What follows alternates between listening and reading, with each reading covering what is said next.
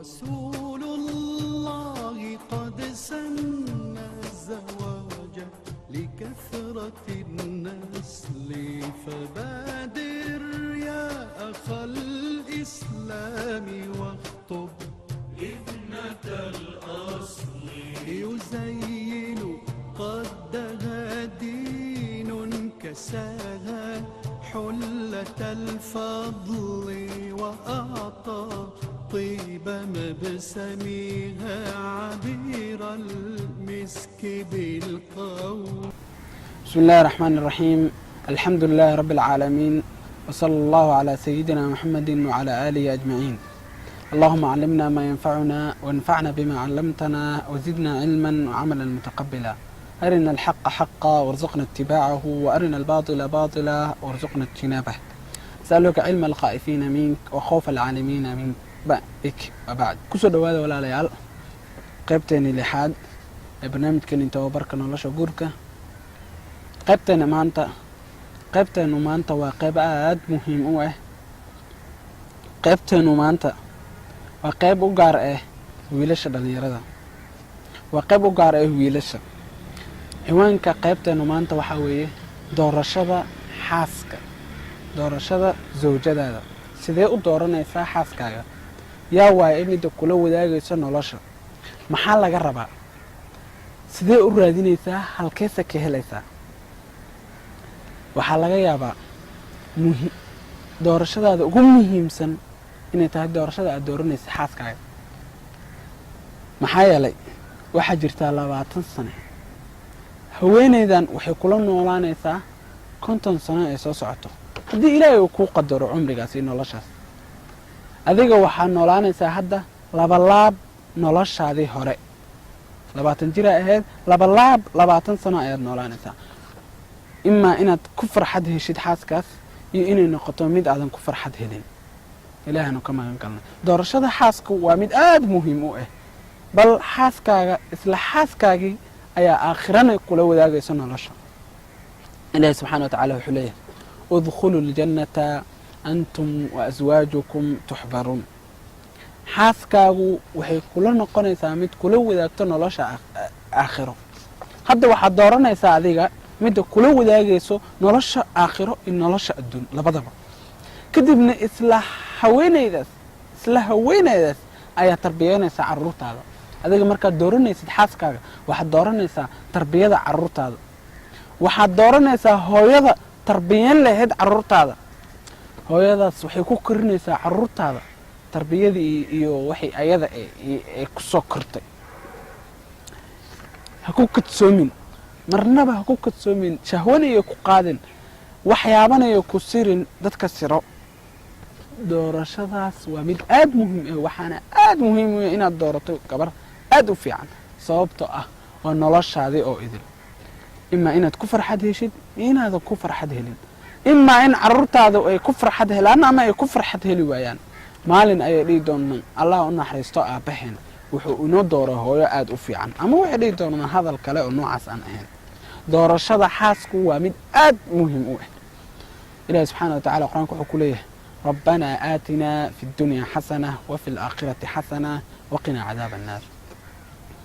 ابن مسعود رضي الله عنه مركو تأويلنا آيات وحو يري ربنا آتنا في الدنيا حسنة وحلقة وحاوي المرأة الحسنة هوين إذا ونكسن كورما نلاش حسنة من وحو كسو كوبي هوين ونكسن نلاش آخرا وحو يري حور العين تجنذا وقنا عذاب النار وحو يري عذاب النار وحلقة ولا المرأة السيئة هوينيذا حن هوينيذا حن ويكو قبيسا هوينيذا حن نلال حن أو عدق أيكو قلنيسا هوينيذا حن وحكو قلنيسا نلال آد وعدق آد حن. ابن مسعود وحولية مركو فسيرها يا آيات وقنا عذاب النار وحلقة ولا المرأة السيئة. سيدا درتي دان يرى waxaan idinka rabaa inaad doorataan. doorashadaas waa mid aad u adag. ha ku kadsoomin, marnaba ha ku kadsoomin macmacaan iyo cagaar iyo waxyaaba aad aragto qurux iyo waxaas ah. ha ku kadsoomin yeeritaan iyo gacan haatin lagu yeerayo. ku dooro xaaskaaga doorasho adag. xalaqadan iyo xalaqada xigta ee soo socoto waxaan uga hadli doonaa doorashada xaaska, ahmiyadda ay leedahay doorashada xaaska iyo waxyaaba noocaasa. doorashada markaad dooranaysid xaaskaaga waxaa laga maarmaan ah inaad ilaalisid amaro 10 ah. waxaa laga maarmaan ah wiil kasta oo rabo inuu guursado inuu doorto inuu ilaaliyo qodobadaas 10 ah. gabar kastana waxaa laga rabaa inay barato qodobadaas 10 ah si ay u ogaato in ay wiilasha saalixaadka ay raadinayaan haweenkan. raadi haweenkaas noocaas 10kaas qodob leh ilaa aad ka heshid. amarka koowaad wuxuu yahay al-islaam, inay noqoto muslima. xaaskaagu inay noqoto muslima, kuma qalanto, kuma haboono haweeney aan muslimad ahayn. ilaahay subxaanahu wa tacaala qur'aankiisa wuxuu ku leeyahay walaa tankixu lmushrikaati xataa yu'min wala amatun mu'minatun khayrun min mushrikatin walow acjabatkum. haddii mushrikadu tahay mid qurux badan, haddii mushrikadu tahay mid milkisay shahaado jaamacadeed oo sareyso, haddii mushrikadu tahay mid mansab iyo jamaal iyo qurux leh, kuma qalanto oo kuma haboono haweeney aan muslimad ahayn. aayaddan waxay leedahay sababu nuzuul ama sababu wuruud. walaa tankixu lmushrikaati xataa yu'min, ha guursanin mushrikaadka ilaa ay kasoo muslimaan. saxaabada mid ka mid ah radia allahu canhu oo la dhaho marfad alqanawiy. marfad islaamka ka hor wuxuu ahaa mid mushrik ah. shirkigiisana waxay is yaqaaneen markaas oo mushrika ahay gabar mushrikad ah oo la dhaho magaceeduna ahay canaaq. way jecleed canaaq, asaguna wuu jeclaay. canaaqtan waxay ahayd gabar aad u xun oo gurigeeda u furto nimanka. waqti allaale waqtigay rabaan soo galaan, waqti allaale waqtigay rabaan ka baxaan. marfadna wuxuu ka mid ahay nimankaas islaamkiisa ka hor. hadda marfad wuu soo islaamay. marfad wuxuu ahaa wiil muruq leh oo aad u xoog badan oo muruqaaniga, aadna u qurux badan oo dheer oo cadow qurxoon. qurux iyo wax walba iyo awood nin lagu doortana wuu lahay. canaaqa waxay ahayd mid ku xiran marfad oo jecel. waxa uu qaban jiray marfad radia allahu canhu waxaa ka mid ahaay qafaalkii muslimiinta ee gaaladu qafaasheen ayuu wuxuu kasoo qaadi jiray maka, wuxuuna usoo qaadi jiray madiina. habeen asaga oo jooga marfad radia allahu canhu madiina rabana inuu soo wado mid muslimiinta ka mid ah oo gaaladu qafaasheen una wado dhankaas iyo madiino, ayaa waxaa aragtay canaaq. canaaq wadada ayay maraysay. canaaq waxay ku dhahday yaa marfad. wuu fiiriyey kadibna wuxuu yidhi canaaq. kadibna wuxuu ku tiri ahlan wa marxaban, waan kuu xiisnay canaaqow marfadow. caawo habeenku inta ayuu noogu baryayaa. waxay rabtaa inuu la joogo gurigeedu kula joogo si xaaraan ah. marfad wuxuu ku yidhi islaamka ayaa aniga adigana kala saaray oo ina kala fogeeyey. marfad canaaq waxay tiri way guursanaysaa hadday xaaraan ahayn, guur iyo xalaal ay noqonaysaa. marfad wuxuu yidhi ii kaadi bal aan soo weydiiyey rasuulka alle salawaatu rabbi wasalaamu caleyh. kadib canaaq waxay tiri haddii aadan samaynin habeenkuna inta noogu baryin waan qaylinayaa ilaa ay kaaga imaadaan nimankii meeshaan lahaay ay kuu qabtaan. kadib uu cararay maxaa la dhahay marfad. canaaqna way qaylisay. kaas waa imtixaanka wiilka muslimka ee mu'minka ah lagu qaado oo lagu imtixaano. wiilyahu mu'minka ah waa lagu imtixaanayaa adiga oo la fiirinayo tabartaada iyo iimaankaaga intoo la egyahay. laakiin qofka mu'minka ah markaas ayuu soo xaadiraa asagoo jecel gabadhaas canaaq. yeeritaankii iyo hanjabaadii ugu yeertay dadka cadowga kugu yeeraa uu yidhi intaas oo dhan uu ka cararay xaaraantiis tamaaman sida uu nabigiisa salawaatu rabbi wasalaamu caleyh uga cararay xaaraanta. adigana wiilyahu mu'minka ah waxaad awood u leedahay adiga iimaankaaga iyo awood aad u leedahay inaad ka carartid xaaraanta. ilaahayna subxaana wa tacaala kuma hoojinayo uu abaalmarinaya inta aad xaaraanta ka carartid.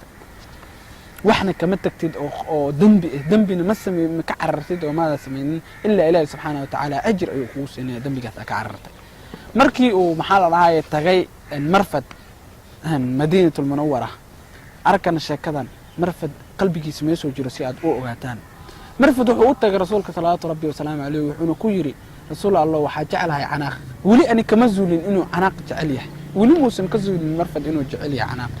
wuxuu dhahay rasuul allah waa jeclahay, waxayna igu yeertay xaaraan, ma iigu yeeraysaa, ma ii ogolaanaysaa inaan guursado كتب رسول الله صلى الله عليه وسلم وآمس إلى إله سبحانه وتعالى وسجدي ولا تنكحوا المشركات حتى يؤمن ولا أمة مؤمنة خير من مشركة ولو أعجبتكم أقول سنين قبلها مشركات كي رسولك على صلاة ربي وسلام عليه مرفد حكويري يا مرفد أقول سنين عناق ويليه كو مقلنتو إلا هويني مسلمات هاد قادن أو هاد دوران إلا قبر مسلمات gurigaaga waxaa laga maarmaan ah in lagu dhiso islaamka iyo taacada adduunkuna maanta walaalayaal wuxuu raadinayaa islaamka adduunka oo dhan baa gubanayo dadkana waxaa dishay almaada wax la dhaho waxay raadinayaan diintan waxay raadinayaan islaamka waxay raadinayaan wa'tasimu bihablillahi jamii'an wala tafarraqu sifada koowaad ee aanu ka rabno xaaskaaga waxa weeye an takuna muslima inay noqoto muslimad hana ku raali noqonina dooratid gabar kale oo muslimad ah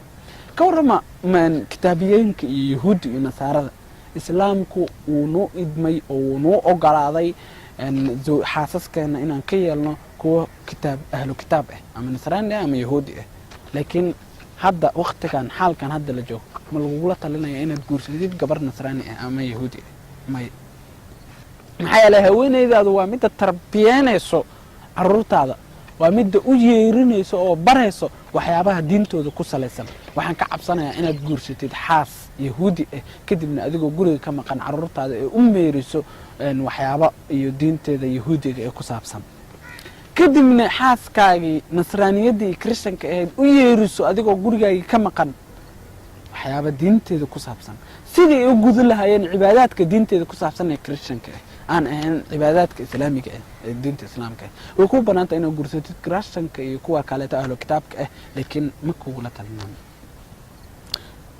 صفة كواد وحواي الإسلام وحهري صفوين كلاته أو سجال وحنو لما سير دونا جوس كتب